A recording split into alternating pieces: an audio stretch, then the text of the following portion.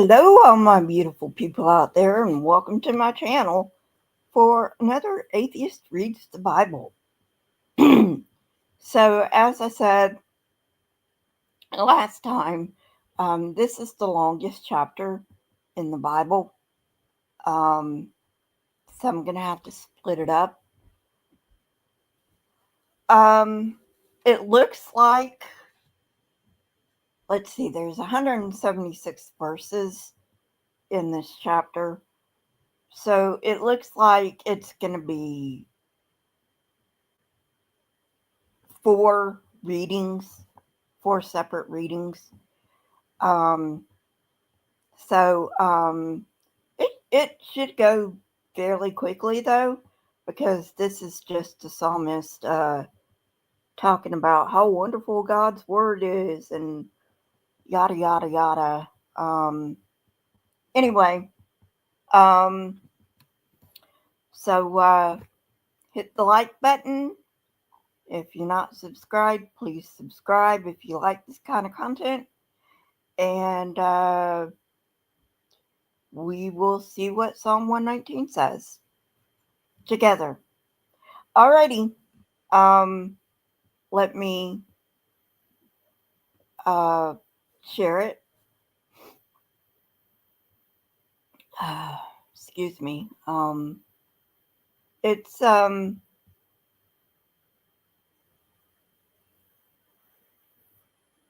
it's changing from cooler to warmer here.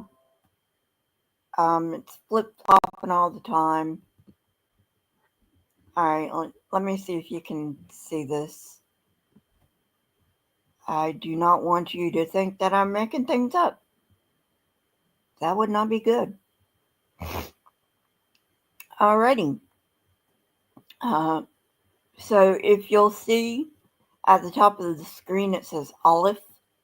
I think is how you pronounce it. Aleph is the first letter of the Hebrew alphabet. Anyway, and it probably this probably has instead of by so and so, it probably has letters throughout, like Aleph and stuff like that. So anyway, so let's start. Verse 1. Blessed are those whose ways are blameless, who will walk according to the law of the Lord. Okay, this first verse totally debunks Christianity.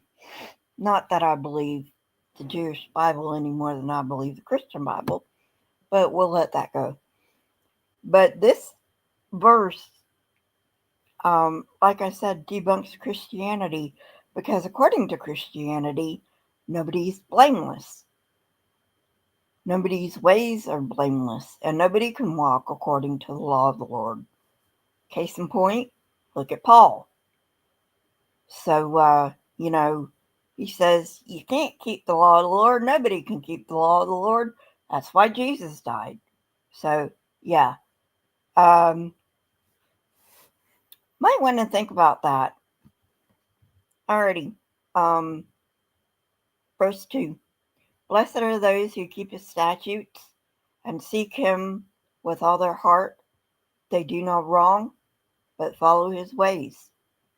Again, total refutation of Christianity, because Christianity plays this guilt and shame game that nobody can do right, yada, yada, yada, nobody can follow the law. Of course, Christians, most of them don't even try to follow the law, you know. And by the way, there's much more than 10 commandments. There's 613. And not all of the 613 apply to everybody. Some apply to women, some apply to men, some apply to thieves, So not all of them apply to everybody, but you got 613. So, um,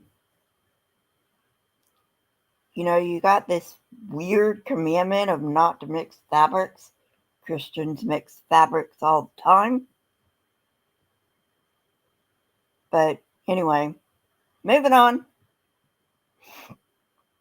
Verse 4, you have laid down precepts that are to be fully obeyed. And this is what kind of gets me with the Psalms, is that it switches all of a sudden from third person to second person. Like in the previous verses, the Lord was third person, right? And now he's second person. So you just gotta keep up with the tense changes and all that. All right, so verse 4. You, meaning God, have laid down precepts that are to be fully obeyed. Here we go with the obedience again. Yep, don't question, just obey. Alrighty, verse 5. Oh, that my ways were steadfast in obeying your decrees. Then I would not be put to shame when I consider all your commands. I will praise you with an upright heart. As I learn your righteous laws, I will obey your decrees. Do not utterly forsake me. Okay, so in Jewish thought, and this is when Christianity wasn't even a thing, okay? So in Jewish thought, you are not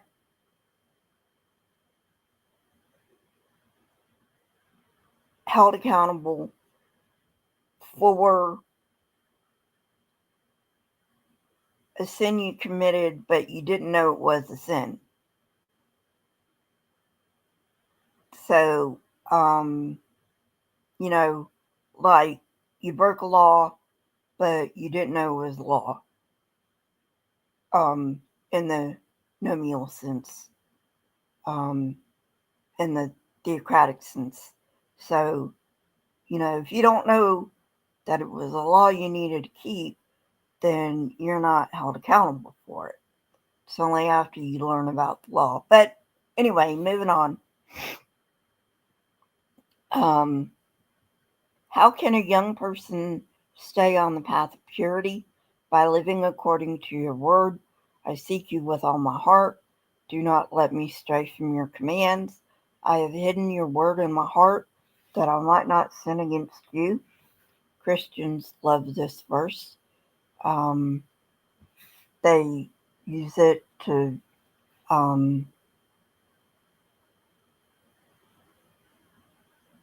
do Bible drills and all of that, which is basically just trying to memorize as many Bible verses as you can.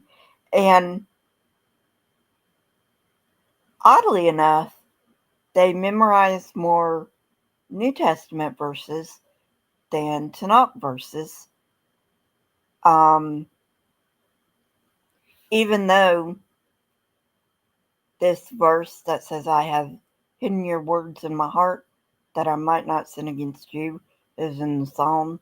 So obviously it's talking about what's in the Tanakh. Hey, Limited, what's up? So obviously it's talking about what's in the Tanakh, and I think it's even talking about what might be the Torah and not the whole Tanakh, which Torah is the 5 books of Moses. So anyway, moving on. Praise be to you, Lord. Teach me your decrees. With my lips I recount all the laws that come from your mouth. I rejoice in following your statutes. As one rejoices in great riches, I meditate on your precepts and consider your ways. I delight in your decrees. I will not neglect your word. Verse 17. Be good to your servant while I live, that I may obey your word. Open my eyes that I may see wonderful things in your law. Really, I don't see anything that's wonderful in the law, but that's just me, Obviously, the Jews see something different, which, hey, whatever floats your boat, as long as you're not hurting anybody else, you know? I don't see anything wrong with it. Alrighty. Verse 19, I am a stranger on earth. Do not hide your commands from me. My soul is consumed with longing for your laws at all times. You rebuke the arrogant who are accursed, those who stray from your commands. Remove from me their scorn and contempt, for I keep your statutes. Again, punts Christianity right in the tush, because according to Christianity, you need Jesus because you can't obey the commands. Alrighty. Verse 23, though rulers sit together and slander me, your servant will meditate on your decrees. Your statutes are my delight. They are my counselors. Alright, Daleth, which is obviously the fourth letter in the Hebrew alphabet. And apropos of nothing, the Hebrew alphabet does not have vowels. I don't even think the contemporary Hebrew alphabet has vowels, but definitely not this Hebrew alphabet. Alright, verse 25, I am laid low in the dust. Preserve my life according to your word. I gave an account of my ways, and you answered me. Teach me your decrees. Cause me to understand the way of your precepts, that I may meditate on your wonderful deeds. My soul is weary with sorrow. Strengthen me according to your word. Excuse me. I suffer with allergies. Keep me from deceitful ways. Be gracious to me and teach me your law. I have chosen the way of faithfulness. I have set my heart on your laws. I hold fast to your statutes, Lord.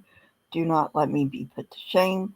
I run in the path of your commands, for you have broadened my understanding. Okay, well, I beg to differ, but that's what makes the world go round. We got different opinions and all that good stuff. So, hey, again, long as you're not hurting anybody, whatever floats your boat. I ain't here to tell you what to believe or what not to believe. I'm just here to point out all the silliness of Christianity. And yes, I'm interpreting this from a Christian lens because that's the world I grew up with, even though I do pop out some Jewish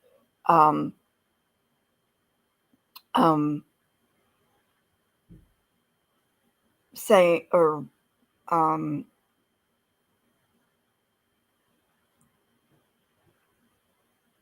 what the Jews would say from time to time. I will pop that out just to try to bring some balance. But again, I'm commenting on this as I would through a Christian lens because that's exactly what this commentary is, through a Christian lens. Alrighty, moving on. Verse 33. Teach me, Lord, the ways of your decrees, that I may follow it to the end. Give me understanding, so that I may keep your law and obey it with all my heart. Direct me in the path of your commands, for there I find delight. Turn my heart toward your statutes and not toward selfish gain. Turn my eyes away from worthless things. Preserve my life according to your word. Okay, now this is interesting because even though Christians are going to say that they believe Tanakh as well as the New Testament, that's what they're going to say, right? Well, they don't, because most of them don't give to charity. They only give their tithe to the church, and sometimes the church does charitable things. I'm not going to say they don't, because sometimes they do, all right? Whatever Christian church you may be a part of. Sometimes they do charitable things. I'm not going to question that. But when you've got Kenneth Copeland with 2 jets, when you've got the Roman Catholic Church that owns a lot of wealth, and I'm not just targeting the RCC here, okay? I'm targeting all of Christendom. When you have people like that, okay, then you don't have people who are listening to the Bible very well. Okay? Moving on. Verse 38. Fulfill your promise to your servant, so that you may be feared. Take away the disgrace I dread, for your laws are good. How I long for your precepts, and your righteousness preserve my life. All right. So I don't know when this was written in David's life, but he went through, if Jewish history is to be believed, he went through some pretty shitty things. I'm not gonna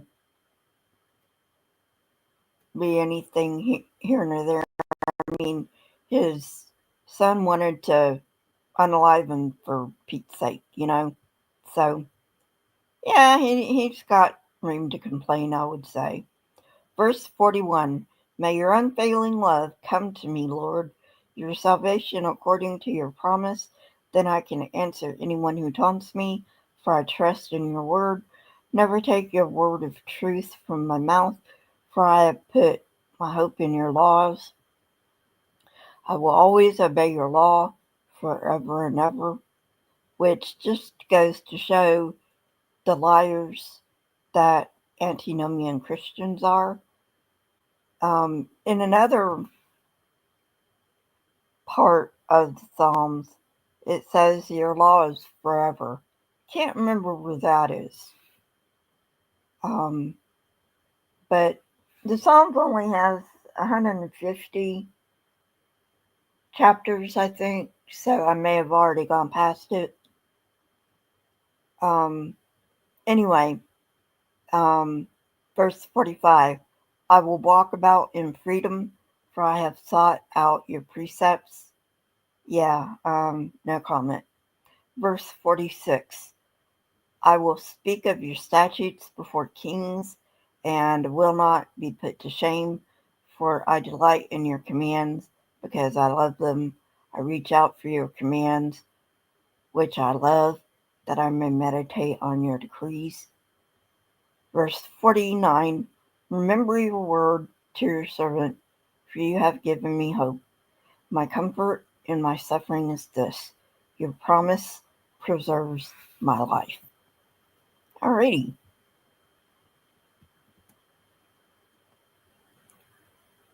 So, anyway, yeah.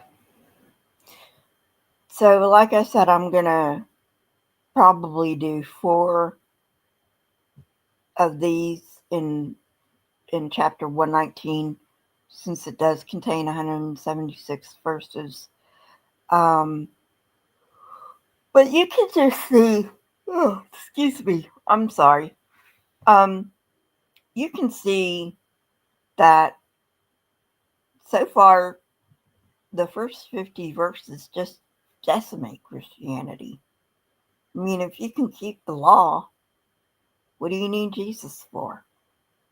That's the whole thing about Christianity. You can't keep the law. You're a sinner. You need Jesus, and blah, blah, blah, blah, blah, blah, blah, blah, blah. But if you can't keep the law, hey, maybe through the years.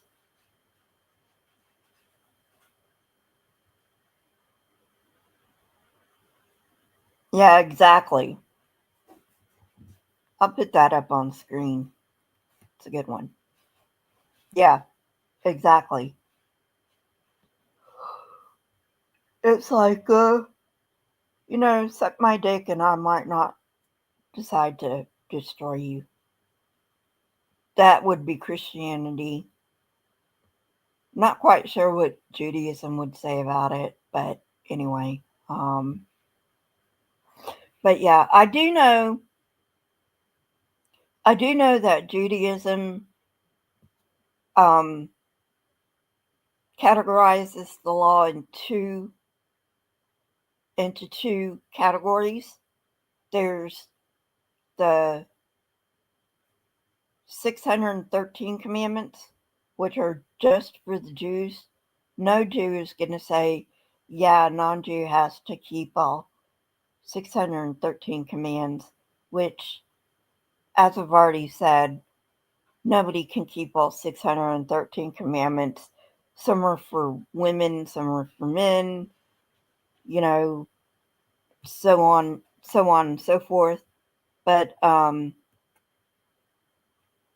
are for thieves, So if you haven't been thieving, you don't need to do those commandments that are just for the thieving. But yeah, and then so those are just for the Jews. But then there are what they call the Noahide laws, which were given after the supposed flood of Noah. And those are 7 categories of laws, which are for everyone according to Judaism. So,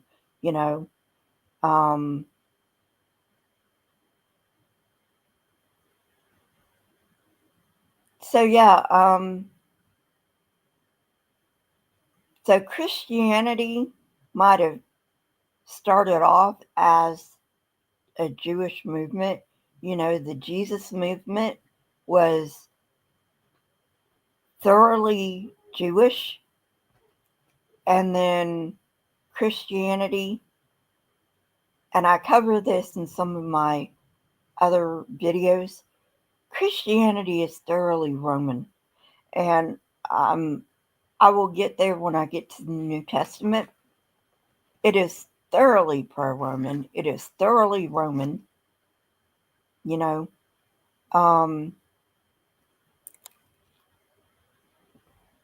Yeah, I don't know how anybody can read the New Testament after they begin to kind of clear up from Christian indoctrination, and how anybody can read the New Testament and say, oh yeah, the Christians are pro-Jewish. No, Roman invented Christianity. Christianity is a Roman phenomenon, no doubt about it. And, but anyway, I do know a little bit about Judaism. I am in no way an expert on Judaism, But I do give you some tidbits when I can about what the Jews think of this verse as opposed to what the Christians think, you know. But yeah, get that out of your head that Christianity grew from Judaism, because it didn't, you know. The Christians misapply Jewish texts all the time. If you read verses in context, you will clearly see that that the verses don't mean what the Christians say they mean. It's only when you take them out of context that they do. So yeah. But if you want a Jewish um,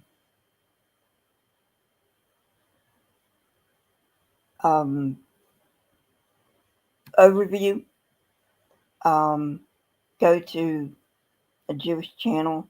Tanakh Talk is great for that. Juice for Judaism is great for that if you want a Jewish perspective.